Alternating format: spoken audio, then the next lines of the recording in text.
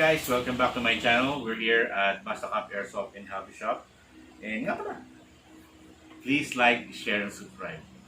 So, meron tayong i-feature ngayon isang sniper rifle na budget-friendly, made by Double Bell.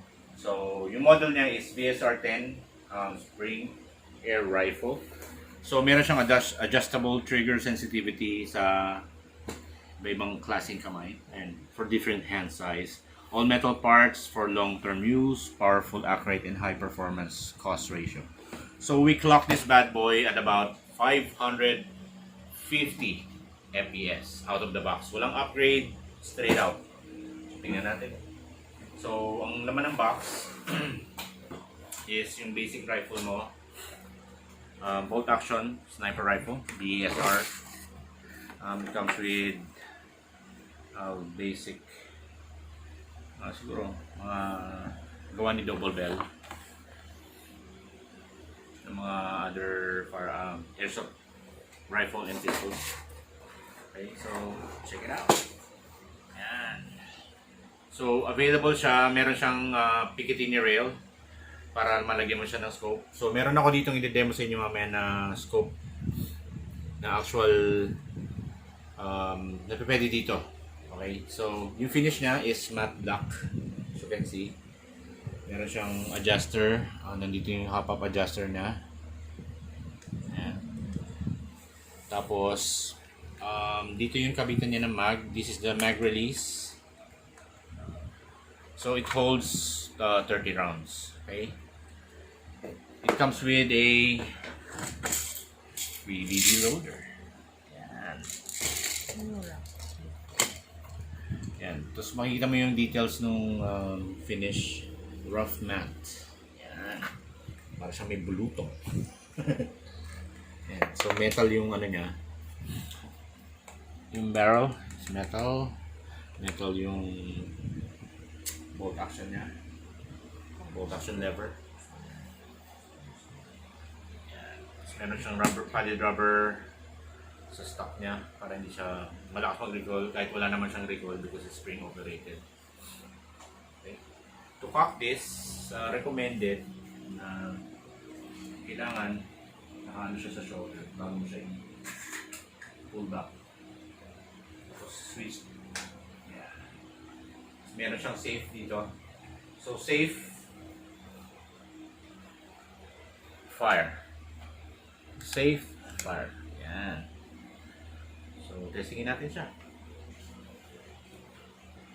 So, first, lagyan natin ng bala.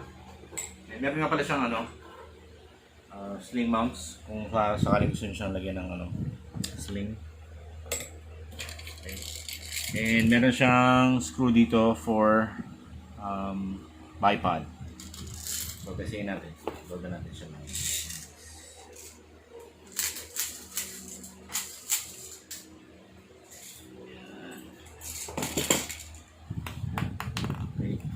So, paglalagay ng niya, make sure na maririnig mo yung click.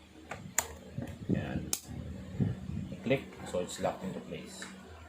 So, kaya na sinabi ko to cock this, kailangan sa shoulder, pull the handle back.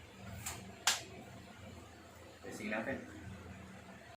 May bago natin test fire. Meron nga pala siyang option, kung gusto mong maglagay ng suppressor, natatanggal itong part na ito. So, actually cover siya. Meron siyang threaded barrel. See? For added aesthetics, kung gusto mong maglagay ng suppressor.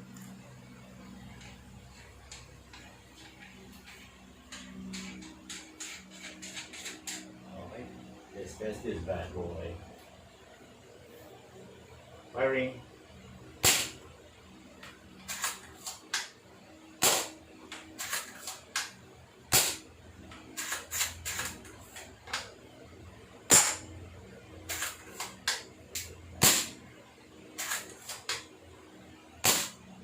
Bolt action.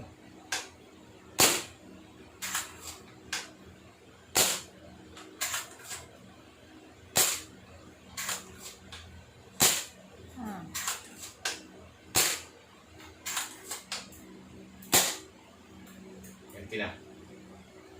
Okay.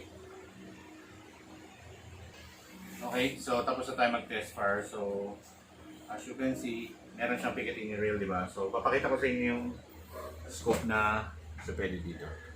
Sobrang gaan niya. Pero metal siya. Alright, this is bomb! Budget-friendly sniper rifle.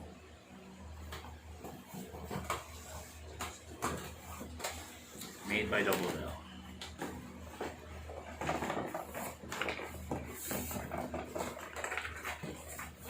Okay. So ito, yung para sa sniper rifle natin, ang nire-recommend ko dito is the Bushnell Tusken Dawn. Yan. Ang magnification niya, hindi nakalagay dito. Buksan na lang natin.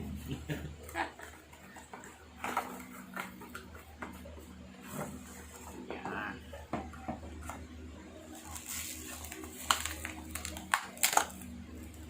So para nga pala malagay ito doon sa picatinny rail, kailangan nyo mag-purchase ng connector or adapter. So ito, available to sa atin. So dito may kakabit yung sa rail. Then ito, itong part na to, yung ikakabit mo sa scope. Okay? So yung scope natin comes with a cover. So ito yung magnification dial niya. Kasi ito yung pag-change ng lighting ng scope. So lighted ano siya, lighted sight. Pwede mo siyang hinaan. Kunwari masyadong malakas yung ano mo. Then you can make it red. Ganda.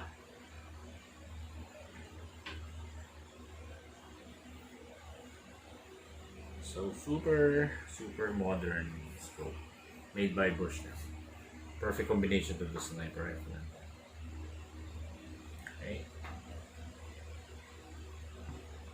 That's it.